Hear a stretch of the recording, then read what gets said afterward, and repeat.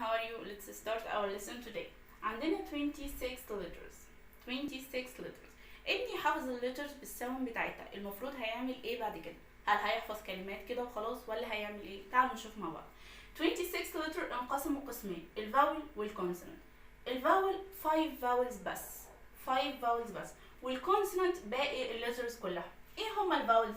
الفاولز عندنا انقسموا من شورت، لونج، شورت، اللونج. احنا هنبدا بالشورت ساوند.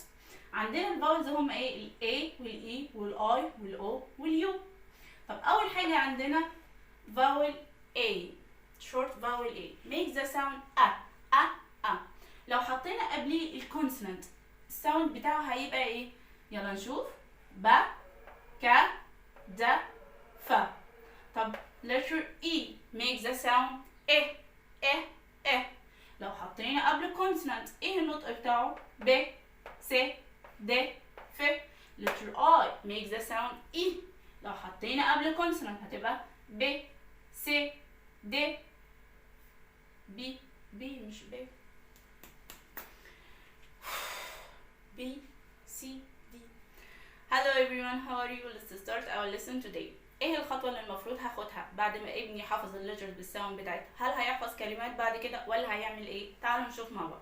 عندنا letter 26 letter انقسموا قسمين، الفاول والكونسونانت. فاول وكونسونانت. الفاول هما 5 فاولز بس، هما ايه؟ الاي والاي والاي والاو واليو. والكونسونانت هما باقي الليترز كلها. عندنا الفاول انقسمت للشورت ولونج، شورت ولونج. احنا هنبدأ بالشورت، تمام؟ أول حاجة عندنا the short vowel A make the sound a. لو حطينا قبل consonant هيبقى ايه نطقه؟ ب، ك، د، ف. طب E make the sound إيه. لو حطينا قبلها consonant ايه النطق بتاعها؟ هيبقى ب، س، د، ف. طب الآي make the sound ايه هيبقى النطق بتاعها لو حطينا قبلها consonant؟ B، C، D، F. طب الأو make the sound أ. لو حطينا قبلها consonant ايه النطق بتاعها؟